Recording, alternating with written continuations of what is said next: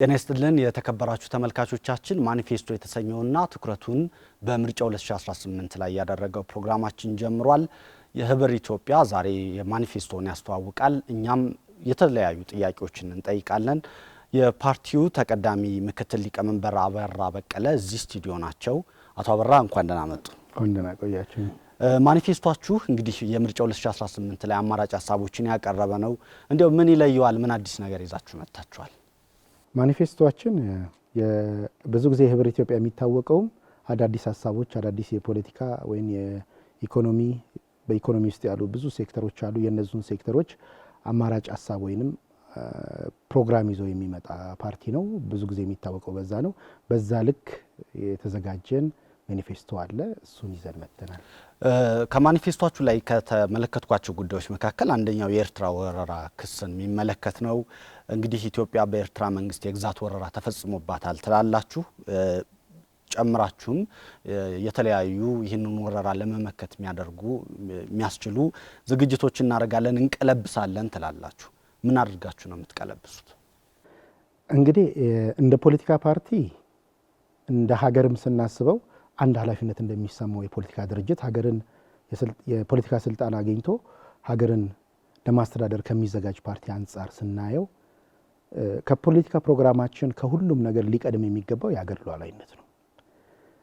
ባለች ሀገር ላይ ሉዓላዊነቷ በተጠበቀ ሀገር ላይ አንድነቷ በተጠበቀ ሀገር ላይ ነው ፖለቲካ መንሰራው። ወይንም አማራጭ ሀሳቦቻችንን የኢኮኖሚ ሊሆን ይችላል፣ ሌሎች ጉዳዮች አማራጮቻችንን ልናቀርብ የምንችለው አንድነቷ ሉዓላዊነቷ የግዛት አንድነቷ በተጠበቀ ሀገር ላይ ነው ብለን መስመር ያልሰመርን ስለሆንን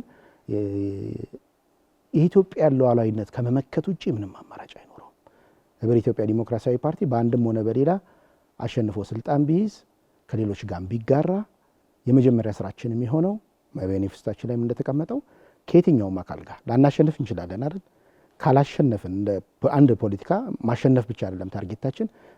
በምርጫው ብንሸነፍም ካሸነፈው አካል ጋር ይህንን አጀንዳ መሰረት አድርገን ወይ ይህን አጀንዳ ሸጠን የኢትዮጵያን ሉዓላዊነት ማስከበር፣ አንድነቷን ማስጠበቅ፣ በተለይ ደግሞ የኤርትራ ወረራን መቀልበስ ምንም ድርድር የሌለው ነው። ግን አቶ አበራ የሚነሳው ጥያቄ ወታደራዊና ፖለቲካዊ ዝግጅት በፍጥነት በማድረግ በጥቂት ወራት ውስጥ እንቀለብሳለን ነው የምትሉት። ያ ማለት ኢትዮጵያ እናንተ መንግስት ብትሆኑ ከኤርትራ ጋር ወደ ጦርነት ትሄዳለች እያላችሁ ነው? ጦርነት የመጀመሪያ አማራጭ አይደለም። ግን ያለውን ቀጠናዊ አስተላለፍ ወይም ጂኦፖለቲካዊ አስተላለፍን ከግምት እናስገባለን። ኤርትራ ውስጥ ያለው መንግስት ዛሬ እኛ እንደ መንግስት ኮንሲደር የምናደርገው መንግስት አይደለም። ለኤርትራውያን ራሱ ራስ ምታት የሆነ መንግስት እንደሆነ ኤርትራ ህገ መንግስት፣ ስርዓት፣ ምርጫ፣ ህግ የማታቅ ሀገር አድርጎ እንደሰራትም እናውቃለን። በአንድም ሆነ በሌላ ኤርትራ ላይ የምናነሳቸው ኬዞች በተለያየ ባህር በርን በተመለከተ የምናነሳቸው ኬዞች እንደተጠበቁ ሆነው ኤርትራውያን ራሱ ነፃ ሊወጡ ይገባል ብለን እናምናለን። እናንተ ነፃ ታወጧቸዋላችሁ? ኤርትራውያንን በጋራ ትግል ኤርትራውያንም ጭምር ይታገላሉ። ምን መብት አኑሯችሁ?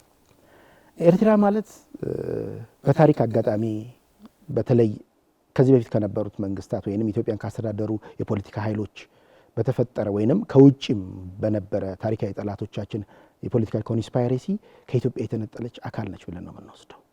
ነፃነቷን ግን እንጠብቃለን። የኢትዮጵያን ጥቅም ግን አሳልፎ በማይሰጥ መልኩ መሆን መቻል አለበት ብለን እናስባለን። አሁን ላይ ኢትዮጵያ ያለችበት ነባራዊ ሁኔታን ከግምት ያስገባ ኤርትራዊ ይህንን አይተባበርም ብለን አናስብም። የኤርትራ መንግስት ለኤርትራውያን ራሱ አደጋ የሆነ መንግስት ነው አይደለም፣ ለቀጠናው ለራሱ ለህዝቡ ያልሆነ መንግስት ነውና በአንድም ሆነ በሌላ የምናውቃቸው ድንበሮች እንዳጋጣሚ ሆኖ የሚሊተሪ ሰርቪስ ከ10 ምናምን ዓመት በላይ ስለሰጠው እያንዳንዷን የኢትዮጵያ ነጥብ ድንበሮችን ምጋራና ማውቅ ሰው ነኝ። እንደ ፖለቲከኛም እንደ ፖለቲካ አንድ መሪም እንደ ህብር ኢትዮጵያም ስንመለከት ይህ ሉዓላዊነት የማስጠበቅ ብዙ ወንድሞቻችንን የቀበርንበትን ድንበር የማስጠበቅ ኃላፊነት አለብን። ፖለቲካዊና ወታደራዊ ዝግጅት አድርገን በአጭር ጊዜያት ውስጥ ይህንን ወረራ እንቀለብሳለን ስትሉ በምን ጊዜያት ውስጥ ማለታችሁ ነው? ይህንን በአጭር ጊዜያት ውስጥ ያላችሁትን ወረራ የመቀልበስ ስርዓትስ የኢትዮጵያ ኢኮኖሚ መሸከም ይችላሉ? ያው እንግዲህ ጦርነት ተዘሎ የሚገባበት እና አማራጭ የሆነ አይደለም። እናንተ በጥቂት ወራት ውስጥ ጥቂት ወራት ማለት እንግዲህ በነገራችን ላይ ፑሽ ፋክተሮች አሉ ወይም ገፊ ምክንያቶችና ገፊ ሁኔታዎችና እውነቶች አሉ። በአንድም ሆነ በሌላ አሁን የኤርትራ መንግስት የኢትዮጵያን ድንበሮች ወሯል። ይህንን ማስተባበል የሚቻልበት ሁኔታ አይደለም። ይህንን ባላስተካከልንበት እና ባላረቅንበት ሁኔታ ምናልባት የተረጋገም ማዕከላዊ መንግስት መመስረቱም ራሱ ጥያቄ ውስጥ የሚገባ ነው። ለምን ታሪካዊ ዳራዎች ያስገድዱናል። ኢትዮጵያ ተደፍራ ማታውቅ አገር መሆኑ አይደለም በእንደዚህ አይነት ደካማ በሆኑ ጎረቤት መንግስት በማይባሉ ህዝቡን ሳይሆን መንግስቱን እንደ ሻዕቢያ ያሉ አካላት ቀርቶ በሌሎችም የማትጠቃና የማትደፈር ሀገር ነች። ይህንን የማስተባበር የኛ ግዴታ ብቻ አይደለም። መንግስት ከሆነን እናስተባብራለን። መንግስት ካልሆነን ደግሞ መንግስት የሚሆነው አካል ይህን ማስተባበር በፍጥነት መቀልበስ ያስፈልጋል። ቀጥታ ጦርነት ላይ ይገባ ይችላል። በነገራችን ላይ የኢኮኖሚ ጦርነት ነው፣ አይዲዮሎጂካሊ ጦርነት አለ። ብዙ ጉዳዮችን ወደ ሜዳ እናመጣቸው። የትኛውን ጦርነት ነው እናንተ መከፍቱት? የመጀመሪያ አማራጭ አይደለም። ዲፕሎማሲያዊ ጦርነቶቻችን የመጀመሪያ ሚሳኤሎቻችን ናቸው ለኛ። ኢትዮጵያ በታሪክ ሌሎች ፖለቲካ ፓርቲዎች የሚያነሷቸው የወደብ ይገባኛል ጉዳዮች ከኤርትራ ጋር ያልተቋጨ እያሉ የሚጠቅሷቸው አሉ። በዚህ ላይ የህብር ኢትዮጵያ አቋም ምንድን ነው? ታሪካዊ ግዴታ አለብን። የወደብ ሁኔታን ስንመለከት እጅግ በጣም የሚቆጭ የሚያንገበግብ ኢትዮጵያዊ ነኝ የሚል ማንንም ኢትዮጵያዊ ነኝ የሚል ብቻ አይደለም። በሚገርም ሁኔታ ትላንትና በአንድም ሆነ በሌላ ከገንጣይ አስገንጣይ ወገኖች ጋር የተሰለፉ ምዕራባውያንን ጭምር የሚቆጭ ስህተት ተፈጥሯል። በተለይ ከባህር በር ጋር ተያይዞ ኢትዮጵያ ማጣት የሌለባትን ባህር በር አጥታለች። ይሄ የጎረቤት ሀገሮቻችን የምዕራባውያንን ጭምር ኮንስፓይሬሲ ነው ወይንም የፖለቲካ ሴራ። ይሄንን ሴራ የተገነዘበ ፓርቲ ነው ህብረ ኢትዮጵያ ዲሞክራሲያዊ ፓርቲ። ሌሎች ፖለቲካ ፓርቲዎችን በዚህ ሁኔታ ላይ ያነሱታል። በነገራችን ላይ እንደ አጀንዳ እንደ መታገያ አጀንዳ እንደ ፖለቲካ ፕሮግራምም ነድፈን የተነሳንበት አንደኛ ዓላማ አይደለም እኛ አሰብን ምጽዋን ድረስ ክሌም እናደርጋለን። እዚሁ ማኒፌስቶችሁ ላይ የአባይ ግድብ ስምምነት ድብቅ ስምምነት አለው ትላላችሁ። ቀደም የነበረ ነው። በነገራችን ላይ ተገምግሟል። በፊት በአባይ ጉዳይ ላይ ተያይዘው የሚነሱ ሩመሮች ነበሩ።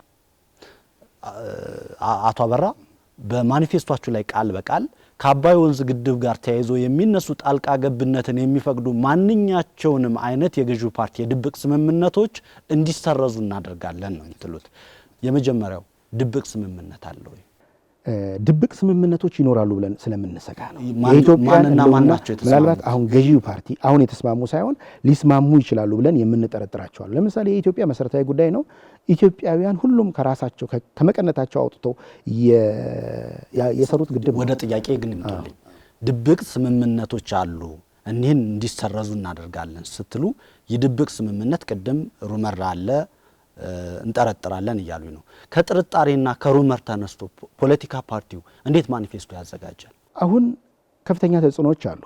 በደንብ መረዳት ያለብን ነገር በዚህ ጉዳይ ላይ እንደ ፓርቲም እንደ ፖለቲከኛም ነባራዊ ሁኔታውን እንደሚረዳ ሰው ድብቅ ስምምነቶች ይኖራሉ ብለን እንሰጋለን። ማና ማን ናቸው? ለምሳሌ ገዢው ፓርቲና ሌሎች ኃይሎች በአስገዳጅ ሁኔታ ለምሳሌ የአሜሪካ መንግስት ኢትዮጵያ ላይ ሊያሳድር የሚፈልገው ላይም ግብጽ ላይ ላለው ኢንትረስት እነዚህ ድብቅ ስምምነቶች ምን ይዘት ያላቸው ናቸው? እነዚህ ድብቅ ስምምነቶች ሊኖራሉ ብለን የምንጠረጥራቸው ድብቅ ስምምነቶች የኢትዮጵያን ጥቅም አሳልፈው ይሰጣሉ። እዚህ ላይ የሚለው የሚፈቅዱ ማንኛቸውንም አይነት የገዢው ፓርቲ ድብቅ ስምምነቶች እንዲሰረዙ እናደርጋለን አሉ ነው ያላችሁት።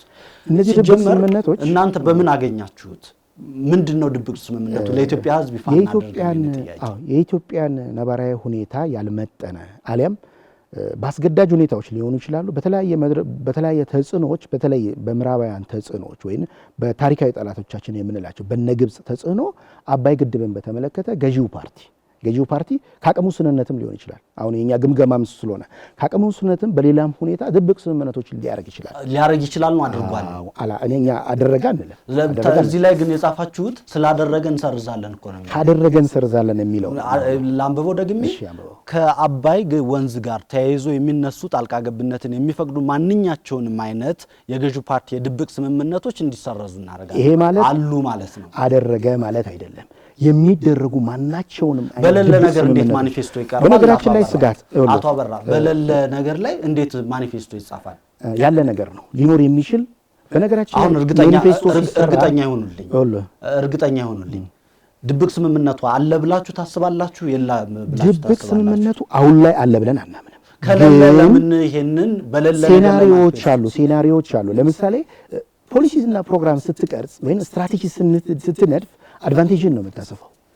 በየትኛው ወገን ለምሳሌ እኛ የምንፎካከረው ገዢው ፓርቲ ኢትዮጵያን የሚሸጥ እሳቤ ካለው በዚህ በምን አንቀጽ እንከላከለዋለን? ስለዚህ ለዚህ አንቀጽ ማስቀመጥ አለብን። ለዚህ አማራጭ ሀሳብ ማስቀመጥ አለብን። ስለዚህ ነው ይሄ ለምን አባይ ግድብን ብቻ ትኩረት አደረገ? በሌላው ዘርፍም የኢትዮጵያን ጥቅም አሳልፎ ሊሰጥ የሚችል ስምምነት ካለ እንገመግመዋለን ወደሚል ነው እንጂ ሄደብ ስፔሲፊክ የአባይ ወንዝ ግድብን ተብሎ ተጽፎ ምን መረጃ ላይ ተመሰረተ? በነገራችን ላይ ይሄ ስጋት የመጣው በነገራችን ላይ እንደዚህ አይነት ማኒፌስቶች ሲጻፉ ስጋቶች የሚመጡትና ይህንን ለመመከት ቀድሞ ስትራቴጂዎች ይነደፋሉ። አንዱ እሱ ነው። የትኛው ነው ስጋት ያደረገ? አባይ ግድብ ላይ ያለውን ነገር እንድንጠረጥርና እንድንጠነቀቅ ቀድመን ገደብ እንድናስቀምጥ የሚያስገድዱ ሁነቶች ምን እንደሆኑ ታውቃለህ? ከዚህ በፊት ገዢው ፓርቲ ከኤርትራ ጋር የነበረውን መርህ አልባ ግንኙነት ነው። እነዚህ መርህ አልባ ግንኙነቶች ኢትዮጵያን ዋጋ አስከፍለዋል። ስለዚህ እንደዚህ አይነት ለህዝቡ ይፋ ያልሆኑ በነገራችን ላይ ገዢው ፓርቲ ብዙ የምናደንቀው ፓርቲ እንዳለ ቢሆንም ብዙ ለኢትዮጵያ የማይመጥኑ ኢትዮጵያ እይታቸው የተንሸዋረረ ወደ ራሳችን ብንመለስ የአባይ ወንዝን የተመለከተውን ድብቅ ስምምነት ያላችሁት ሌሎችን ጉዳዮች በዲፕሎማሲ ሌሎቹን እንደዚሁ ለምሳሌ የውጭ ስምምነቶችን መሰረዝ ትላላችሁ፣ አገርን ጎጂ ስምምነቶች ሙሉ በሙሉ እንሰርዛለን ትላላችሁ። ይህም ምናልባት ከዓለም አቀፍ ሕግ ጋር አብሮ መሄድ ነው የሚል የሕግ ጥያቄ ቢኖርበትም ግን እንዳቋም የሚወሰድ ነው። እዚህኛው ላይ ግን ድብቅ ስምምነት የምትሉት መረጃ ካላችሁ ብዬ ነበር የጠየኳችሁ። እንግዲህ ላይኖርም ይችላል መረጃ በአንድም ሆነ ሌላ መረጃ እንግዲህ አይናቅምም አይደነቅም። ግን ማኒፌስቶ ስናስቀምጥ ገደቦች ካላስቀመጥ ወይም የምንፎካከረው ኃይል ያፈነግጣል ወይም የኢትዮጵያን ጥቅም አሳልፎ ይሰጣል ብለን ስናስብ ማናስቀምጥ ከሆነ አስቸጋሪ ነው የሚሆነው። ስለዚህ ነው ወደ ቀጣይ ጉዳዮች ሊሄድ በጣም በርካታ ጉዳዮችን ታነሳላችሁ። ከምታነሷቸው አንዱ ስልጣን በያዝን በጥቂት ወራት ውስጥ ትላላችሁ። ጥቂት ወራት ማለት በመጀመሪያ ስንት ጊዜ ማለታችሁ ነው? ብዙ ቦታ ላይ ጥቂት ወራት እንደዚህ እናደርጋለን፣ ጥቂት ወራት እንደዚህ እናደርጋለን። እንግዲህ ችግሮች በረጅም ጊዜ፣ በአጭር ጊዜ፣ በመካከለኛ ተብሎ ይፈታሉ። እንደ ህብረ ኢትዮጵያ ስልጣን በያዝን በአጭር ጊዜ ውስጥ እናስተካክላቸዋለን የምንላቸው ጉዳዮች አሉ። ይሄ ማለት ደግሞ 100% ይስተካከላሉ ማለት ግን አይደለም። ለምሳሌ በጥቂት ወራት ውስጥ እንፈታቸዋለን ካላችኋቸው መካከል ሰላምን እና የህግ የበላይነትን በጥቂት ወራት ውስጥ እናሰፍናለን ብላችኋል። ይቻላል። በተለይ ሰላምን ለማረጋገጥ ኢመደበኛ ታጣቂዎችን ከኢትዮጵያ ውስጥ ማስተካከል ነው አሁን ያለው ነባራዊ ሁኔታ። አንድም ሆነ በሌላ እኮ ከገዢው ፓርቲ የምንበልግ ሌሎች ክልላዊ አደረጃጀቶች ውስጥ እጃቸው የረዘመ ታጣቂ ኃይሎች እንዳሉ እንገመግማለን። በጥቂት ወራት ውስጥ እንዴት ነው ታጣቂ ቡድኖችን ስርዓት የምታስዟቸው? እንግዲህ ለምርጫ አይደለም የቀረብ ነው፣ ለውድድር አይደለም የቀረብ ነው። እንግዲህ የኢትዮጵያ ሕዝብ ፈቃደኛ ሆኖ እኛን ከመረጠን በተለይ በመንግስታዊ መዋቅር ውስጥ ሆነው የማህበረሰቡን ሰላም የሚያናጉ በተለይ በክልል አደረጃጀቶች ውስጥ ያሉ የጸጥታ ዘርፍ ውስጥ ያሉ ግን ፖለቲካዊ እንድምታ ያላቸውን ኃይሎች መግራት ማለት እጅግ በጣም አጭር ጊዜ ሊጠይቅ የሚችል ነው። በክልል መዋቅር ውስጥ ያሉ በተለይ ሀሳባቸውን በመሳሪያ ለማስፈጸም የሚንቀሳቀሱ ኃይሎች፣ ለህዝብ ቆመናል የሚሉ ኃይሎች፣ በተቃራኒው ደግሞ የማህበረሰቡን ሰላም እያናጉ ያሉትን ኃይሎች ለማስተካከል መጀመሪያ መስተካከል ያለበት በመንግስት መዋቅር ውስጥ ያለው የጸጥታ ዘርፍ መስመር ነው። ስለዚህ እሱን ዘርፍ ማስተካከል ማለት እጅግ በጣም አጭር ጊዜ የሚጠይቅ ፖለቲካዊ ውሳኔ ቁርጠኝነትን የሚጠይቅ ከመሆኑ ጋር ተያይዞ ህብረ ኢትዮጵያ ዲሞክራሲያዊ ፓርቲ ስልጣን በያዘ በአጭር ጊዜ ውስጥ እነዚህን ፖለቲካዊ ቁርጠኝነት የሚጠይቁ የጸጥታ ዘርፍ አስፈጻሚ ሆነው በየክልሉ በየአደረጃጀቱ በፌዴራልም ሊሆን ይችላል ኖረው ግን በተቃራኒ ወገን የህዝብን ሰላም ከሚያምሱ ኃይሎች ጋር ቀጥታም ሆነ የጎንዮሽ ግንኙነት ያላቸውን ሰዎች ማስተካከል ማድረቅ ማለት የአጭር ጥናት አላችሁ? የመንግስት ኃይሎች ከታጣቂ ቡድኖች ጋር መዋቅሩ ከታጣቂ ቡድኖች ጋር አብሮ እንደሚሰራ ምንድነው ማረጋገጫችሁ? ይሄ ጥናት አያስፈልገውም። በዕለት ከዕለት ህይወታችን የሚገጥመን ነው። በአንድም ሆነ በሌላ ከአዲስ አበባ ውጭ የምንኖር ሰዎች አለ። በየዕለቱ እየተደረገ ያለውን እነማን እንደሚታገቱ የትኛው መከላከያ ሰራዊት ኃይል በሆነ መንገድ ሰላምን ለማስከበር ወይንም ደግሞ ሸማቂዎችን ለማስተካከል ለመግራት ሲመጣ ቀድመው ቦታ እንደሚለቀቁላ ፍራንክሊ የምናየው ነገር ስለሆነ ታጣቂ ቡድኖችን የተመለከተውን እናንተ የምትሉት በአጭር ጊዜ ውስጥ ሰላም እናስከብራለን ከታጣቂ ቡድኖች ጋር የማሸማገል ስራዎች ይሰራሉ። በነገራችን ላይ ጫካም ያሉት እኮ ወንድሞቻችን ናቸው። የተንሸዋረረ እይታዎች አሉ ፖለቲካ ላይ የተወሰነን ጥቂት ፖለቲከኞች በሰላማዊ መንገድ መንግስት መሆን እንደሚቻል እናምናለን። ስለዚህም በእንደዚህ አይነት መድረክ ላይ እንታገላለን። እሺ እነዚህን አሁን ለምሳሌ ታጣቂ ቡድኖች በስም ታውቋቸዋላችሁ የምታሸማግሏቸው? ያው የሚታወቁ ናቸው። ለምሳሌ በኦሮሚያ በአንድ ሞናዊ ላይ የተለያየ ስም የተሰጠው ፓርቲ ማነው እንቅስቃሴ አለ፣ ሸማቂ ግሩፕ አለ። ራሱን በብዙ ሴል የበታተነ ሸኔ እንበለው ሌሎም እንበለው ኦላ እንበለው ኦሮሚያ ላይ የሚንቀሳቀስ ከዛም ባሻገር አማራ ላይ የሚንቀሳቀስ በፋኖ ስም የሚንቀሳቀስ በፋኖም በፈርጁ ፋኖ ምን ብለው በተለያየ ስያሜ ሊሰጣቸው የሚችሉ የራሳቸው ጥያቄ ኖሯቸው ፑሽ ፋክተሮች እንደተጠበቁ ሆነው ባልተገባ መንገድ ጉዳያቸውን ለማስፈጸም የሚታገሉ ኃይሎች አሉ። እንደ ፖለቲከኛ ይሄንን ማያውቅ የለም ብዬ አላስብም። እና ቅድሚያ ሊሰጣቸው የሚገቡ ነገሮች በሌሎች አካባቢዎች በነገራችን ላይ ሻዕቢያ ማነው ውሃትም ጨምሮ እኛ አሁን ውሃትን የምናየው አንድ ሸማቂ ወይን አማጭ ግሩፕ ነው፣ እንዳኮረፈ ግሩፕ ነው። ምንድነው የምታረጉት ከነሱ ጋር? የመጀመሪያው እንደ ፖለቲከኛም እንደ ሰለጠነ ፖለቲካም የድርድር መስመር መንገዶችን ነው የምንከፍተው። ይሄ ግን ሲሆን በመንግስታዊ መዋቅር ውስጥ ያሉትን የረዘሙ የሸማቂ ኃይሎችን እጅ ማሳጠር ተገቢ ነው። ለምን አጭር ሊሆን የሚችለው በሱ መስመር ስለሆነ። ለምን ብዙ ጊዜ የሚታወቀው ጫካ ያለው ሰው እኮ ብዙ መረጃ ላይኖረው ይችላል። አሁን ካለው የክልል አወቃቀር የተለየ የክልል አወቃቀር ይኖራቸዋል? አማራጭ አወቃቀሮች አሉ። ለምሳሌ በፖለቲካ እይታ ብቻ ክልሎች እንዲዋቀሩ አንደግፍ አናበረታታም። ይሄ ማለት አሁን ያለውን የክልሎች አወቃቀር ዲናይ ያደረግን አይደለም፣ ግን ልናበረታታው ማህበረሰቡ እንደ አማራጭ ሊቀርብለት የሚገባው ጂኦግራፊ መንግስት ስትሆኑ አማራጭ ሀሳብ ነው የምታቀርቡት ወይስ አስፈጻሚው ናቸው ነው የምታቀርቡት? እንግዲህ አስፈጻሚውን ስንቀርብ የህገ መንግስት ማሻሻያ መስመሮች ውስጥ ነው የምንገባው። አሁን እነዚህ የምናነሳቸው የህገ መንግስት ማነው የመሬት የወሰን የተለያዩ ጥያቄዎች ሁሉ ዞሮ የሚወርቁት ህገ መንግስት ነው። ስለዚህ ህገ መንግስትን በፍሬም ደረጃ ስለሚስተካከል እዛ ውስጥ ነገሮች ሶልቭ እየተደረጉ ይመጣሉ ብለን እናስባለን። አቶ አበራ እናንተ በማኒፌስቶአችሁ ላይ ምክክር ይደረጋል፣ የተለያዩ የመግባባት ስራ ይደረጋል ከታጣቂዎቹ ጋር፣ ሉዓላዊነት እናስከብራለን፣ ለዚህም የሀገራዊ መግባባትን ጉዳይ በጣም እንሰራዋለን እያላችሁ ነው ያላችሁት። እንደው ከምታስፈጽሙት የምታረጉት የምታሳልጡት ነገር አይበዛም በእናንተ የመንግስትነት? አይ መንግስት ስትሆን በእርግጥ ከበሮ በሰው እጅ ያምር ሲይዙት ያደናግር ነው የሚሆነው። የኢትዮጵያ ፖለቲካ ብዙ ጊዜ እንደዚህ አይነት አዙሪት ውስጥ አለን፣ ግን ለዛም ይሆን ዝግጅት አለ። ወደ ሌሎች ሀሳቦች እንሂድ። እስከ ቀበሌ ድረስ የሚዘልቅ የጸጥታ መዋቅር እንዘረጋለን፣ እንዲያውም ሀገሪቱን ወደ ፖሊስ መንግስት ወይም ፖሊስ ስቴት የመቀየር ሙከራ የሚመስል ነገር ማኒፌስቶአችሁ ላይ ታዘብኩኝ። ሰላሙን ለማምጣት ነው። ለምሳሌ ቅድም ስንጨቃጨቅባቸው የነበሩ ጉዳዮች አሉ፣ በሀሳብ ስንፋጭ የነበረ ቅድም ያልናቸውን የመንግስት አንዳንድ እጆችን ከሌሎች አካላቶች ጋር የረዘሙ እጆችን ማሳጠር ከምንለው አንዱ የማስፈጸሚያ ስትራቴጂ ነው ይሄ። እያንዳንዱ ቀበሌ እያንዳንዱ ወረዳ የሰላም መዋቅር አደረጃጀቶች ይኖራሉ፣ ሰላምን ሊያረጋግጥ የሚችሉ ቀበሌ ላይ ወረዳ ላይ። በነገራችን ላይ አሁን ኢትዮጵያ አንዳንዴ ግራ በሚገባ ሁኔታ የሚሊሻ አገር ነች እንደ እስክትል ድረስ ወይንም ሚሊሻ መጫወቻ ነው። እናንተ ደግሞ ይሄንን መዋቅር ነው እስከ ታች የሚወርድ መዋቅር አረጋችሁት። ይሄንን መዋቅር ነው የምናርቀው።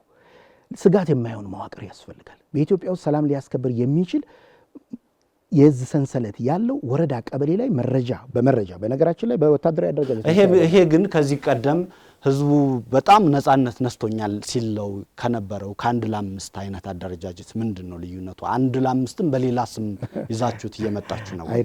አይደለም። ማህበረሰቡ ሰላም ጠምጦታል። የየዕለት ኢንፎርሜሽኖች መምጣት አለባቸው። ሰላሙን የሚጠብቀው ህዝቡ ነው። እደግፍሃለሁ ወይንም ነፃ አወጣሃለሁ ብሎ የወጣው ከጉያው የወጣው ልጅ እያገተ ገንዘብ እየተቀበለው ነው።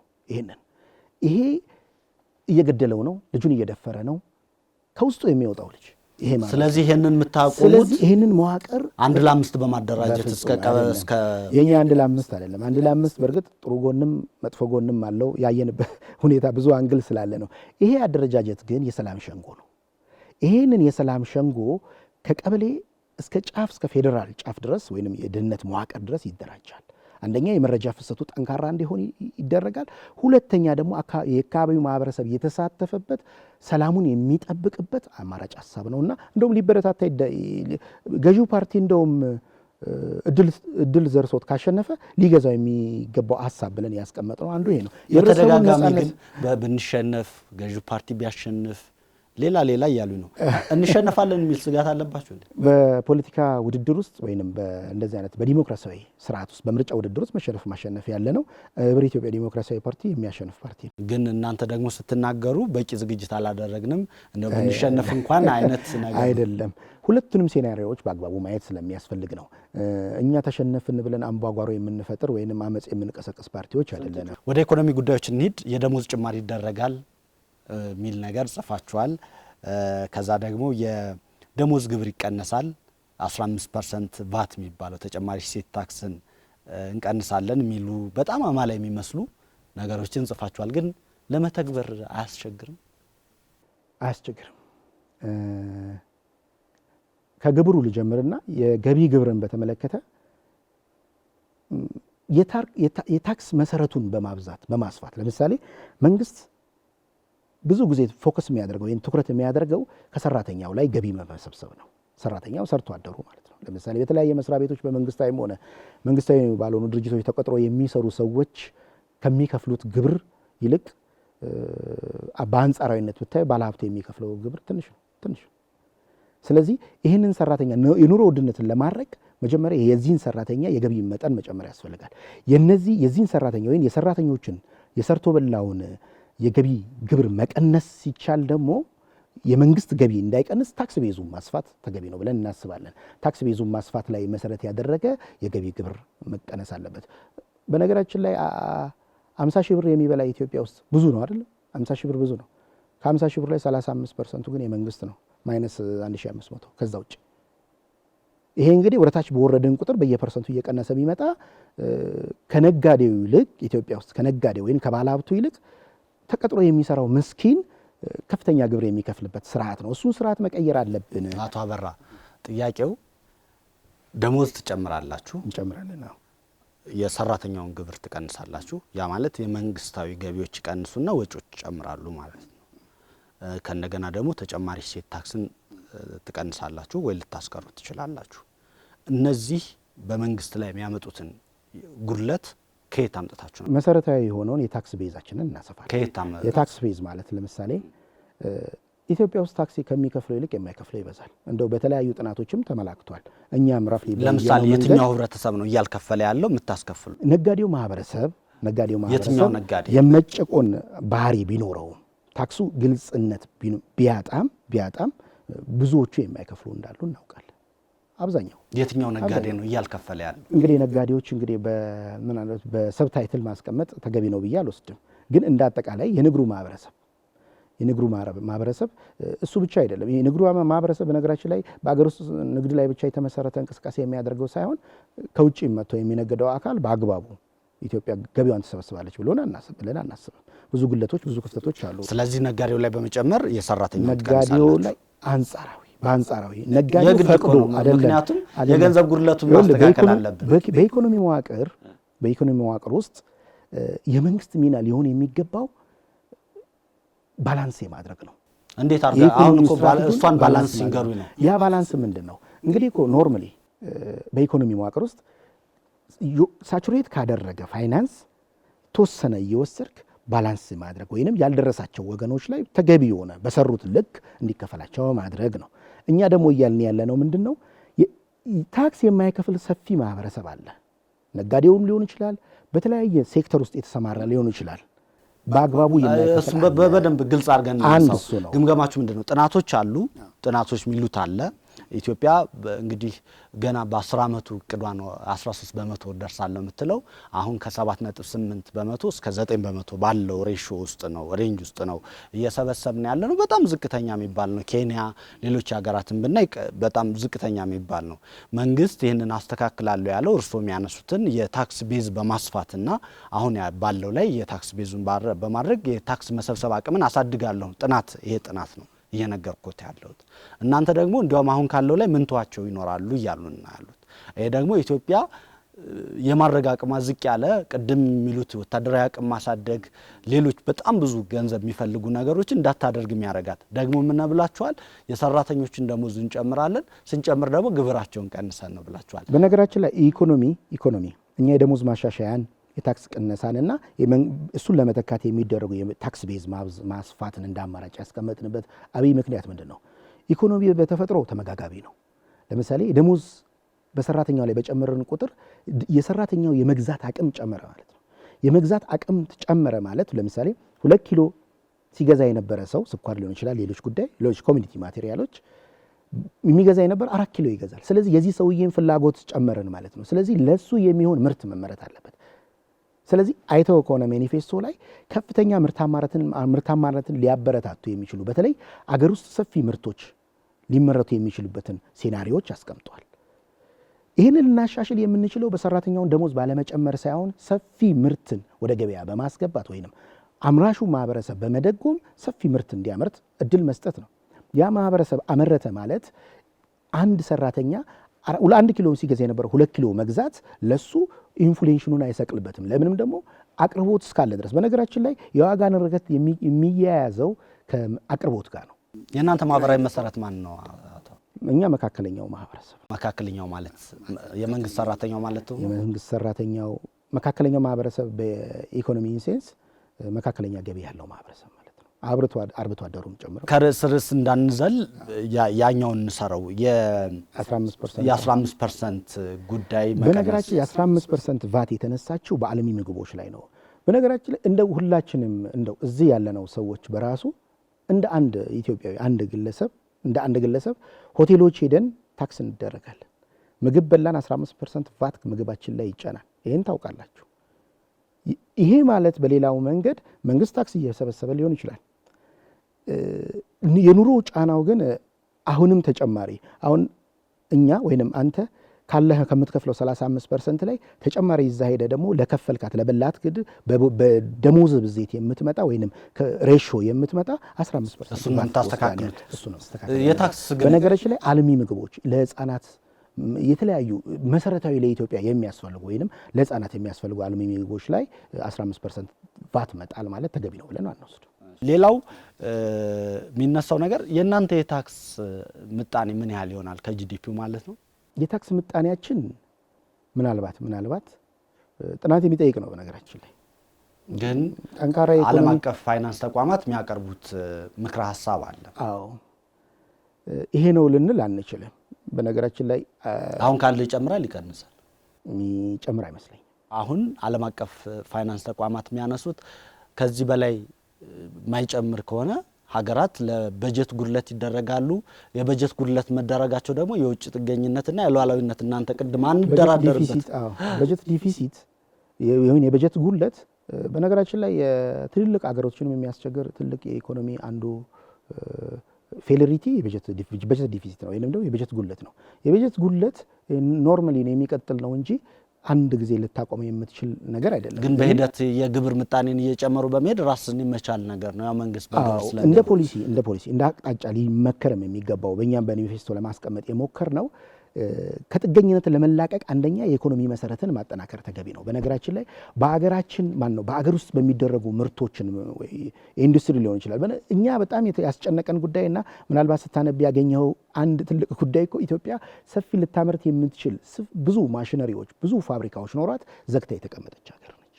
አሁን ላይ ሙሉ ዙሪያ አሁን አዲስ አበባ ውስጥ ራፍሊ ባጠና ነው ግን በጣም ከርስ እንዳንወጣ ገደብ ያደረግነው እንሂድ።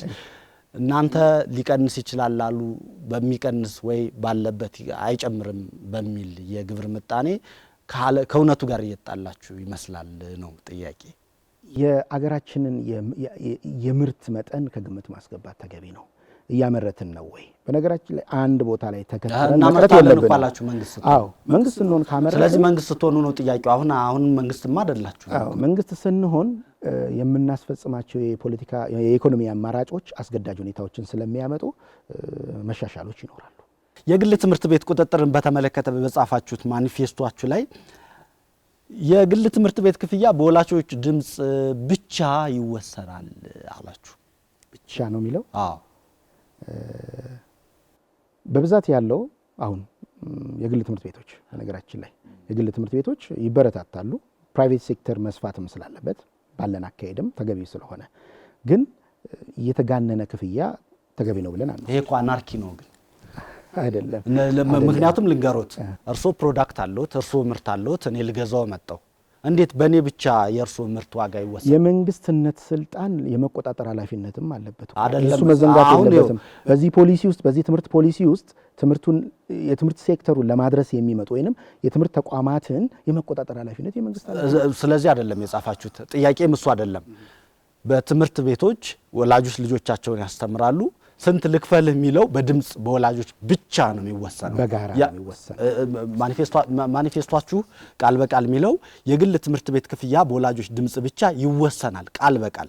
እዚህ ላይ ብዙ ጥያቄ ስለሚነሳ ነው። አንደኛ መንግስት ስትሆኑ የግል ዘርፉን ኢንቨስትመንቱን እናበረታታለን ትላላችሁ። ሁለተኛ ኢንቨስትመንት ባደረከው ሴክተር ግን ራስ አትወስንበትም፣ ሌላ ሰው ነው የሚወስነው። በየትምህርት ቤቱ የሚዋቀሩ ብዙ ጊዜ አሁን የተለመዱና እየተሰራበት ያለው ነገር የተማሪዎችና የመምህራን ወይንም የትምህርት ቤቱና የተማሪዎች መዋቅር አለ፣ የተማሪ ወላጆች መዋቅር አለ። ብዙ ጊዜ ዋጋዎች እንዲወሰኑ የሚገፋው በዛ መስመር ነው። በነገራችን እናንተ ግን ያላችሁት እሱን አይደለም። እናንተ ቃል በቃል የትምህርት ቤት የግል ትምህርት ቤቶች ክፍያ በወላጆች ብቻ ዋጋ ይወሰናል። አሁን ይሄን የምጠይቀውት ነገ መንግስት ስትሆኑ የምር ይተገበራሉ? አንድ የግል ትምህርት ቤት በእነሱ የሚወሰን ከሆነ ዘግዋለሁ ቢል ብዙ የግል ትምህርት ቤቶች ይዘጋሉ። የግል ትምህርት ቤቶች በብዛት አሁንም ቅድም እንዳልኩ በመዋቅር ነው። ለምሳሌ በወላጆች አሉ፣ ከነሱ ደግሞ አዲሽናል ሊጨመሩ ይችላሉ። እዚህ ላይ ግን ይሄው ቃል ወደ ታች ያሉት አንቀጾችን ያያቸው ሁሉንም አይቸው ነው። የግል ትምህርት ቤት ክፍያ በወላጆች ድምጽ ብቻ ይወሰናል ነው የሚለው። እንግዲህ ይሄ ደግሞ የንግድ ውድድርን የሚገታ ከዓለም አቀፍ የንግድ ኢትዮጵያ ከፈረመቻቸው የንግድ ህጎች ጋር የሚጋጭ ነው። አዎ ምን ገመገመው ነገር ይኖራል ብዬ አስባለሁ። ለምሳሌ አሳሪ ጉዳይ አይደለም። ይሄ በዚህ አረጋግጥ ይሄ ማኒፌስቶ ሲሰራ ብዙውን ጊዜ ሰፊው ማህበረሰብ ከግምት ያስገባ ነው የሚሆነው። ሰፊው ማህበረሰብ ማለት ተጠቃሚው ነው። የተማሪዎች ቤተሰብን ወይም ተማሪ ወላጆችን መሰረት ያደረገ ነው። የወላጆችን ገቢ ሊሆን ይችላል። በተለያየ ሁኔታ ወላጆችን ኮንሲደር ያደረገ ማኒፌስቶ ነው የሚሰራውና እዚሁ ላይ ጥያቄ ልጠይቅዎት። ትምህርት ቤቶች ላይ ጫና መፍጠሩ አሁን እኔ ባለ ትምህርት ቤት ነኝ። እናንተና የኔ ካሜራማኖች ወላጆች ናችሁ። መጣችሁና አይ ለልጆቻችን 10 ብር ነው የምንከፍላ ብላችሁ ወሰናችሁ። እኔስ ባይዘው እንደዚህ አይነት ሴናሪዮዎች አይመጡም። ለምን ብላችኋል? እዛ ትምህርት ቤት ውስጥ የሚመጡ ሰዎች ወይንም ያን ትምህርት ቤት ልጆቻቸውን የሚያስተምሩ ሰዎች ምን አይነት የገቢ ምንጭ ሊኖራቸው እንደሚችል ምንም ይኖራቸው መንግስት የራሱን የትምህርት አማራጭ ማስፋፋት እንጂ በዚህ ወላጆች ባሉት ካላስተማርክ ብሎ የግሉን ዘርፍ ማስጨነቅ እንደዛ አይነት መንግስት ነው ወይ ማለት? ይሄ እድል ምን ይፈጥራል መሰለ? ምናልባት የወላጆችን የመደራደር አቅም ይፈጥራል። ወላጆች ከትምህርት ቤቶች ጋር ድርድር የለም። ድርድር እኮ የሚኖር ለኔ መብት ተሰጥቶ ነው። ስለዚህ ማኒፌስቶች ስህተት አይደለም። ምናልባት ከታች ያሉ ማብራሪያዎች ሊያስተካክሉት የሚችሉ ነገሮች ብቻ የምትለው ነገር አሁን ያብራሩልኝ። እኔና አንተን ልስጦትና ያብራሩ። እሺ ብቻ የምትለው ነገር ነች አሁን ያጋጨችን። በተጨማሪነት ሌሎች ስቴክ ሆልደሮች ይኖሩ ይገባል ብለን እናምናለን። ለምሳሌ በአስተማሪዎች፣ በተማሪዎች፣ የትምህርቱ ተቋም ባለቤቶች በወላጆችም ጭምር የተዋቀረ አደረጃጀት ሊፈጠር ይገባል። ማኒፌስቷችሁ ላይ እንደዚህ ሚል የለም። ግን አሁን ያሉን ደግሞ እዚሁ ያስተካከሉት በምንድን ነው የሚለየው? ከየትኛው አሁን ካለው ጋር ምናልባት አሁን እየተሰራበት ነው ብዬ አላስብም። ከተሰራበት ምናልባት በህግ ማዕቀፍ ውስጥ ካልተቀመጠ፣ ለምሳሌ በህግ ማዕቀፍ ውስጥ የተቀመጠ የለም። የትምህርት ፖሊሲን በተመለከተ ወይንም የትምህርት ቤት አሰራርን በተመለከተ ፍሬም ተደርጎ የተቀመጠ ካለ እኔ ደግሞ ማቀው ያው በነገራችን ላይ መስከረም ላይ ብዙ ዜናዎች ምንሰራበት ኢሹ ስለሆነ ከወላጆችና ትምህርት ቤት መምህራን ድርድር እንዲያደርጉ ይቀመጣል። መጨረሻ እስከ ገላጋይ ድረስ ሆኖ ይገባል። ይሄ አለ። አሁን እርሶ እዚህ ማኒፌስቷችሁ ላይ የሌለው እዚህ ግን ያስተካከሉት ከዚህ የሚለይ ያልመሰለኝ። ሁሉም ቦታ ይተገበራል ብዬ ሁሉም ቦታ ላይ አለ። ከተገበረ ቆንጆ ነው፣ መልካም ነው፣ ምንገዛው ነው። ለምን የኛን ሀሳብ ብቻ የምንሸጥ ሳይሆን የኛን ጉለቶችም የምንሞላበት ይሆናል ብዬ አስባለሁ። ሌላው የመንግስት የልማት ድርጅቶችን ወደ ግል የማዞር ነገርን ትከተላለች። የትኞቹን ማለታችሁ ነው? በኢኮኖሚ መዋቅር ውስጥ መንግስት የቁጥጥር ኃላፊነት ብቻ እንዲኖረው ይበረታታል። የኢኮኖሚ እድገት ስለምትሆን ይህንን ነው የሚበረታተው። ዓለም አቀፍም ተመክሮ ነው። በነገራችን ላይ ዓለም አቀፍ ተመክሮ ሳይሆን ተፈጥሯዊም ነው። ሰው ያንተ ነው ያልከውን ነገር አድምቶ ይሰራል። ኢኮኖሚያዊ ለውጥ የሚመጡት እድገቶች የሚመጡት ማህበረሰብ ስር ነቀል ለውጥ ሊያመጣ የሚችለው የኔ ነው ብሎ የሚሰራው ነገር ሲኖር ነው። ከዚህ ጋር ተያይዞ ብዙ አሉ የሚነሱ ነገሮች፣ የመሬት ጥያቄ ምናምን ከዚህ ጋር የሚያያዝ ግን ነውና በዋናነት አሁን ኢትዮጵያ ውስጥ በጣም መከራከሪያ የሆኑ ተቋማት አሉ እንደ ቴሌ፣ አየር መንገድ እነሱ የግል ይሆናሉ እያሉኝ ነው።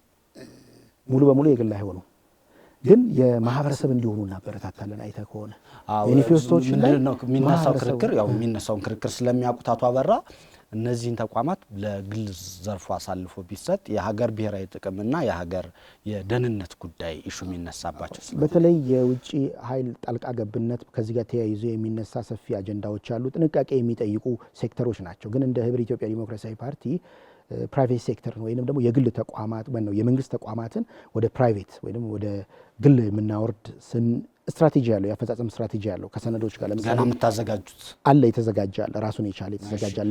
በነገራችን ላይ እያንዳንዱ ማኒፌስቶ ካለው በማኒፌስቶ የምትገልጸው ፕሮግራምህን ቅንጭብ ስለሆነ ዝርዝር አፈጻጸሞችን ፖሊሲ እዚህ ጋር ልታስቀምጥ ይችላል። የተወሰነ ስትራቴጂ ነው የምታስቀምጠው።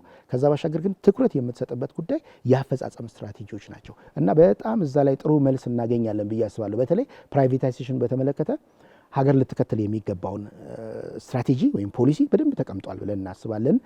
ሀገር መቀየር የምትችለውን ፕራይቬታይዜሽን ሲበረታታ ነው። ይሄ ማለት ግን የሀገርን እልውና አደጋ ውስጥ የሚከቱ በተለይ ለጊዜው በመንግስት ተይዘው ሊቆዩ የሚገባቸው ለምን ያለንበት የእድገት ደረጃ ስለሚወስነው ሊቆዩ ይገባል ብለን የምናስቀምጣቸው ትልልቅ ሜጋ ፕሮጀክቶቻችን አቶ አበራ በመንግስት ተቋማት የፐብሊክ ሰርቪስ በሚባለው ካድሬዎችን እናስወግዳለን ትላላችሁ? አገሪቷን የበጠበጠው ካድሬ ነው። በነገራችን ላይ ይሄ ከለውጡ በፊት የነበረው የኢህአዴግ ስርዓት ያዋለደው ነው። አሁንም ድረስ እየተንከባለለ የመጣና በብልጽግና የአገልግሎት ሰጪ ተቋማት ውስጥ የተተበተበ አሰራርን የሚያበረታታ መስመር ነው። አሁን አለ ምን ያህል ካድሬዎች ናቸው በኢትዮጵያ ፐብሊክ ሰርቪስ ውስጥ ያሉ? በቁጥር አይቀመጥም። ምን ያህል እነሱ ሙሉ ከሙሉ ከሲስተም ውጭ ነው የምታደርጓቸው? አናረግም። ግን ይሄ ምንድነው የምታደርጓቸው? እናስወግዳለን። እንዲያውም ቃሉ ማስወገድ ነው የሚለው። ምናልባት በነገራችን ላይ ሌላ ቀርቶ እንኳን አይደለም ሀሳቡን ቀይሮ ትግል የሚታገልን ሰው እኮ የማስወገድ አይደለም መሆን ያለበት። ካድሬዎችን እዚህ ላይ ካድሬዎቹ እንግዲህ ሴናሪዮን እያጣጣምኩ እኔ ከየትም ሳይሆን ያመጣሁት እናንተ ጻፋችሁት ላይ ቃል በቃል እናስወግዳለን ነው የሚለው። የት ነው ሀሳቢያቸውን ነው የምናስወግደው? ለምሳሌ የካድሬነት ሀሳቢያቸው አገልግሎት የኔ ጥያቄ በነገራችን ላይ እንዲያውም እናስወግዳለን ስለሚል የቤተሰቦቻቸው ተፈናቅለው እነሱም ዜጎች ናቸው መብቶቻቸው እንዴት ታስጠብቃላችሁ ነው። አሁን ደግሞ ያልተጻፈውን ወደ ሐሳብ የመጡ አቶ አበራ እርስዎ እየነገሩኝ ያሉትን ነው ወይስ የጻፏችሁትን? የተጻፈው ማኒፌስቶ ይህንን ሐሳብ እንደሚያስወግድ ነው የሚያስቀምጠው። ቃል በቃል እናንብበው እስቲ አንብብልኝ። በፐብሊክ ሰርቪስ ውስጥ በመንግስት ሰራተኞች ውስጥ ያሉ ካድሬዎችን ተቋማት ውስጥ ያሉ ካድሬዎችን እናስወግዳለን ነው የሚለው ማኒፌስቶአችን ላይ። ምናልባት እነዚህ ሰዎች ምናልባት መወገድ ካለባቸው በእርግጥ በአግባቡ መወገድ አለባቸው። ይሄ ማለት ግን ሌሎች ጥያቄ ማስወገድ ማለት ምናልባት ከስራ ማሰናበት ሊሆን ይችላል። ይሄ ግን እንደ መሰረታዊ አቅጣጫ ሊቀመጥ የሚገባው ነው ብለን አንወስድም። ተቀምጧል። ግን እዚህ ላይ የተቀመጠው እናስወግዳለን የሚለው ጽንሰ ሀሳብ ከካድሬነት እሳቤያቸው ነው። የአገልግሎት ሰጪ እሳቤ አልገባም ኢትዮጵያ ውስጥ። ለምሳሌ አንድ ቀበሌ ወረዳ ሄደ መታወቂያ ለማውጣት የምትታይበት መነጽር ከአገልግሎት ሰጭነት አንግል የሚመጣ አይደለም። ግን ይህን ምንድነው ይህን ጥያቄ ማነሳው? ንጉስ ወደቀ፣ ደርግ መጣ፣ ከዛ አስወገድኩ አለ የሆነውን፣ ከዛ ደግሞ መጣ ኢህአዴግ መጣ የሆነውን አስወገድኩ አለ። የሆነ ስርዓት እየቀየርን የሆነ እናንተና ይወገዱ እያል ይሄ እናንተ እንደምትሉት ብሔራዊ እርቅና መግባባት የሚያመጣ ነው ወይስ የበለጠ ቁርሾንና መከፋፈል የሚያመጣ ነው? እነዚህ ሰዎች ያላቸው ነው የፖለቲካ ጥገኝነት እሳቤ ማስወገድ ማለት ምናልባት እነዚህ ሰዎችን ጤናማ ሆነው ወይ ኒውትራል ሆነው ማህበረሰቡን እንዲያገለግሉ እናስወግዳቸዋለን። በነገራችን ላይ በህግ ላይ የሚጠየቁበትን አሰራር እንዘረጋለን ነው የሚለው። በህግ የሚጠየቁበት አሰራር ማለት ምናልባት ከዚህ ጋር በነገራችን ላይ አሁን ዛሬ ላይ እየተሰራ ያለው የመንግስት ቢሮዎች ውስጥ እየተሰራ ያለውን ማህበረሰቡን ያስጨነቀ ቢሮክራሲ ስርዓት መቀየር ተገቢ ነው። ምናልባት እነዚህ አንቀጾች ለሚያሸንፍም እኛም ስናሸንፍ በጋራ የምንጠቀምበት ነው። የማዳበሪያ ፋብሪካ እንገነባለን ብላችኋል። በቅርቡ ኢትዮጵያ የማዳበሪያ ፋብሪካ መገንባት ጀምራለች። እሱ ማለታችሁ ነው? ሌላ ይሄ ማኒፌስቶ በነገራችን ላይ ሲንከባለልም እያደገም እየዳበረ የመጣ ነው። መንግስት እስከምትሆን ድረስ ማኒፌስቶን እያስተካከልክ እያረክ የምትሄድ ነው የምትሆነው እንጂ በየቀኑ እያፈረስክ አዳዲስ ማኒፌስቶ። ስለዚህ እና የማዳበሪያ ፋብሪካ ምናልባትም ይሄ ስድስተኛው የሀገራዊ ምርጫ የነበረ ማኒፌስቶም ጭምር ስለሆነ እየተሰራ ነው ያለ ነው። ስለዚህ አጀንዳችሁ ተወስዷል። ሜጋ ፕሮጀክታችን ነው። መንግስት ስለገዛው እንደ ብሔራዊ መግባባት እንደ ብሔራዊ እርቅ እንደ ልጆች ምገባ መንግስት ስለገዛው ደስ ብሎን የሰጠነው አጀንዳ። ገበሬውን ከበሬ ጫንቃ እናላቀቃለን የሚልም ጽፋችኋል። አዎ። ምን ያህል ትራክተር ነው የምታመጡት በ5 ዓመት? በቁጥር የሚገለጽ ትራክተር አይደለም። መጀመሪያ ጭንቅላት ውስጥ ትራክተር እንፈጥራለን። ምን ማለት? ያስተሳሰብ ለውጥ እናመጣለን። ያስተሳሰብ ለውጥ በነገራችን ላይ የኢትዮጵያ ገበሬ ግን የኢትዮጵያ አርሶ አደር እንዲያው ቸግሮት ወይስ ትራክተር እንደማይጠቅም ስላላወቀ ነው አሁን በበሬ የሚያርሰው? አይደለም። ልጆች አስተምሯል የኛ ገበሬ።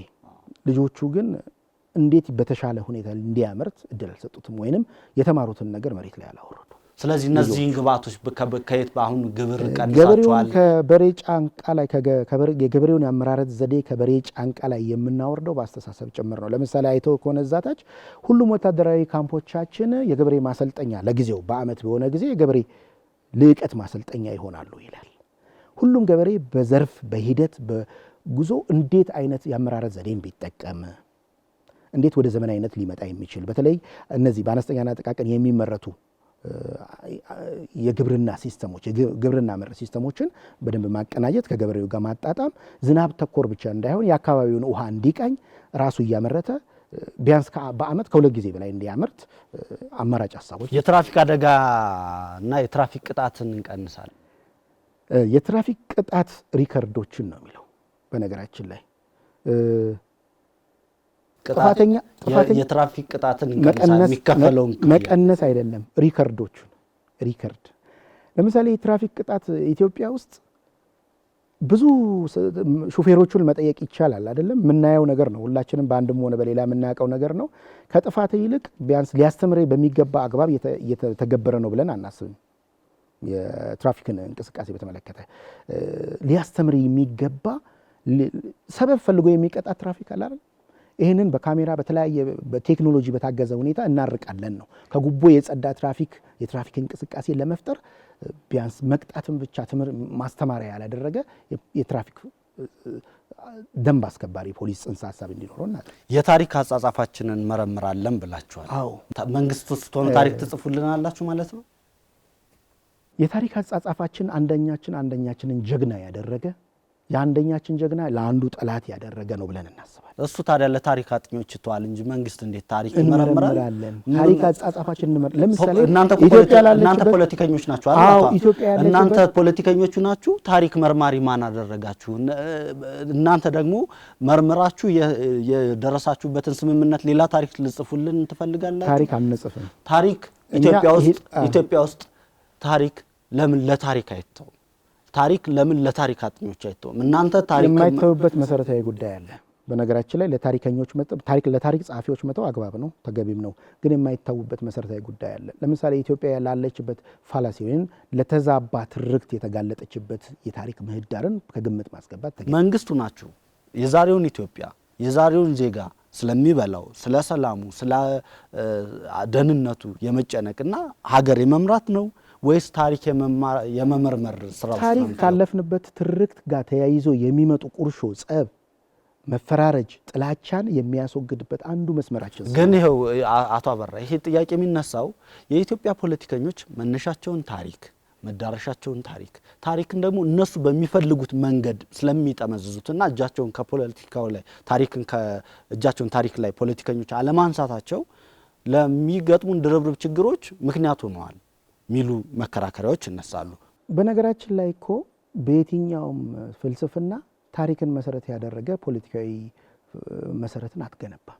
እናንተ ያላችሁ እኮ አሁን እኛ ጥያቄ ነው ያሉልኛል። የኛ መነሻ ኢትዮጵያዊ ማንነት ከታሪካችን ጋር የተሳሰረ ነው። ፖለቲካችን የሚቃኘው አይተው ከሆነ ፖለቲካ ለምን ተመረምራላችሁ? ታሪክ እንመረምራለን። ለምን እንመረምራለን መሰለ?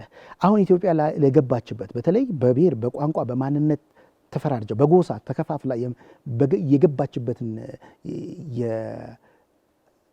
ችግር በአጠቃላይ ችግር እንበለው የገባችበትን ችግር ለማውጣት በአግባቡ የሄድንበትን የመጣንበትን ታሪክ መመርመር ተገቢ ነው የሚሆነው። ለምሳሌ ታዲያ እሱን እኮ መንግስት ሆናችሁ ህብር ኢትዮጵያ ስለተመረጠ ሳይሆን ዛሬም መመርመር ትችላላችሁ። አሁንም እየመረመርን ነው። መንግስት ስንሆንም መርምረን ይላል እኮ ምን ይላል መሰለ የሄድንበት ፋላሲ መንግስታት ታሪክ እንዴት ይሰጡናል ነው አሁን ጥያቄው። መንግስታት ታሪክ አይሰጡም፣ ግን መርምራችሁ ከዛ ምን የሄድንበትን መንግስት እንትን ማን ነው ታሪክ እንመረምራለን። ምንድን ላይ ነው የተሳሳት ነው? የቱ ጋ ነው የተፋለስ ነው? ምን ላይ ነው ህዝቦች ለህዝቦች መቃቃር ውስጥ የገቡ የትኛው ትርክት ከዛ ስታገኙት ምንድነው የምታደርጉት? ስለዚህ መፍትሄ ነው የምናመጣው። አሁን የብሔራዊ መግባባትና ስለዚህ አጀንዳችን አለ አይደል? መፍትሄው የሚሆነው የህብር ኢትዮጵያ መፍትሄ እንጂ የኢትዮጵያ መፍትሄ አይሆንም። ይሆናል የኢትዮጵያ መፍትሄ ይሆናል። ለምን ታሪክን የሚመረምረው እንደ አንድ ተቋም ይሄ ምን ይፈጥራል መሰለህ አቶ አበራ፣ ይሄ የኢትዮጵያ ፖለቲካ ብዙ ጊዜ የሚነሳበት ጥያቄ ብሔርተኛ ይነሳና እኔ ብሎ ታሪክ የሱን ቆምኩለት የሚለውን ታሪክ ይጽፋል። እናንተ ነገ ታሪክ ትጽፋላችሁ። በዚህ ሀገር ብዙ የበዙ ፍላጎቶች አሉ። የበዙ ፍላጎቶች ብዙ የበዛ ታሪክ ይጽፋሉ፣ ይመረምራሉ ማለት ነው። ይሄ የጋራ ሀገር እንዲኖረን ያደርጋሉ። ሲጀመር ለምንድን ነው የኢትዮጵያ ታሪክ በሌላም ዓለም እንደሚደረገው ለታሪክነቱ ትናንትን ለመማሪያችን ያጠፋናቸውን ጥፋቶች እንዳንደግም ትክክለኛነታችን እንድንጨምር ብቻ አድርገን ማንቶ መንግስታት በመጡ ቁጥር እንዴት ታሪክ የራሳቸውን ታሪክ እያጠኑ ይሄዳሉ። ይሄ በነገራችን ላይ ለእናንተ ብቻ የሚነሳ ሳይሆን በኢትዮጵያ ፖለቲካ ላይ በተደጋጋሚ የሚነሳ ጥያቄ ግን የነበርንበትን በተለይ አሁን የገባንበትን የፖለቲካ አጣብቂኝ ለመውጣት በአግባቡ ታሪካችንን መረዳት መመርመር ተገቢ ነው። ምን አይነት የተበላሹ ቅድም እንዳልካቸው በየዘመናቱ የመጡ መንግስታት የራሳቸውን የታሪክ የተበላሸም ሊሆን ይችላል ትክክል የሆነ ሀገር ሊያርቅ የሚችል ሊያስቀጥል የሚችል ይችላል ወደ ኋላ ሊጎትት የሚችል ታሪኮች እያስቀመጡ ነው የመጡት። ስለዚህ የጋራ ጀግናችንን አይደንቲፋይ ለማድረግና በጋራ ሊያቆሙን የሚችሉ ካለ ፖለቲካ ልዩነት በነገራችን ላይ የህብር ኢትዮጵያ ዲሞክራሲያዊ ፓርቲ አመራር ስለሆንኩ አይደለም ይሄንን እምለው እሱ ብቻ አይደለም። ከዛ ባሻገር ሀገርን እንደ ሀገር ሊያስቀጥል የሚችል የጋራ ትርክት ሊኖረን ይገባል። ይህን ትርክትን ለማጥራትና ለማወቅ ግን ወደ ኋላ ታሪኮቻችንን መመርመር፣ ለአንዳችን ጀግና ለአንዳችን ጠላት የሆነውን አካል በደንብ ማየት፣ በምን አግባብ ልንቀራረብና ማዕከላዊ መስመራችን ልንይዝ እንደምንችል ጠንካራ መሰረት ላይ መጣል አገሪቷን። ለምን ኃላፊነት አለብን። በነገራችን ላይ መንግስት መሆን ብቻ አይደለም። ከዛ ባሻገር ሀገር እንደ ሀገረ መንግስቱ መቀጠል አለበት። ጠንካራ መንግስት መመስረት አለበት። ይህንን ለማድረግ ደግሞ የጠራ ታሪክ ወይም አረዳዳችንን ማስተካከል አለብን። ለምሳሌ አንዱ ጀግና አንዱ ለአንዱ ጠላት ሊሆን የሚችልበት ሀገር መኖር የለበትም። የጋራ ታሪክ መኖር አለበት። ከዛ ባሻገር ደግሞ የተበላሹ ትርክቶቻችንን የምንነቅልበት እድል ነው የሚሆነው። ይህንን ማጥናትና ማጥናቱ እናጠናለን። ይህንን ደግሞ እንደ አንድ ፖለቲካ ፓርቲ ሌሎችም ዴሊቨር እናደርጋለን። ይህናል እንደ ችግር ነው ብዬ አልወስድም። አንድ የቃል ስጦት ለኢትዮጵያ ሕዝብ መልእክት ያስተላልፉ። እሺ፣ እናመሰግናለን። የተከበራቸው የኢትዮጵያ ሕዝቦች እኛ ህብር ኢትዮጵያ ዲሞክራሲያዊ ፓርቲዎች ነን። በዚህ በሰባተኛው ሀገራዊ ምርጫ ምልክታችንን አደይ አበባ አድርገን እየተወዳደርን ያለን አዳዲስ ሀሳቦችን አዳዲስ የማኒፌስቶ በተለይ የፖሊሲ የኢኮኖሚ ፖሊሲ የፖለቲካ የተለያዩ አማራጮችን ለእናንተ ያቀረብንን በተለይ የኢትዮጵያ ህዝብ ያለበትን ነባራዊ ሁኔታ ትልልቅ ነጥቦች አንዱ የኢኮኖሚ ችግር ነው። አገራችን ካለችበት የኢኮኖሚ አረንቋ እንድትወጣ ሰፊ አማራጮችን አስቀምጠናል። ሁለተኛ ደግሞ ከሰላም ጋር ተያይዞ የሚፈጠሩ ጉዳዮችን ለማረቅ ኢትዮጵያውያን በጋራ በእኩልነት ተከባብረው የሚኖርባት ያደገች የተሻለች ሀገር እንድትሆን በጋራ ለመስራት ተነስተናል። ህብር ኢትዮጵያን መምረጥ አዳዲስ ሀሳቦችን ተባብሮ መስራትን አብሮ ማደግን መምረጥ ነውና ህብር ኢትዮጵያን መምረጥ መልካም ነው። እናበረታታቸዋለን። ምልክታችን አደይ አበባ ነው። እናንተንም እናመሰግናለን። ተመልካቾቻችን አብራችሁ የነበራችሁት ከማኒፌስቶ ፕሮግራማችን ጋር ነው። የዛሬው እንግዳይ ደግሞ የህብር ኢትዮጵያ ተቀዳሚ ምክትል ሊቀመንበር አቶ አበራ በቀለ ናቸው። አፈወርቅ እያዩ ዝግጅቱን ወደ እናንተ በማድረስ አብሬያችሁ ቆየሁ። ጤና ይስጥልን።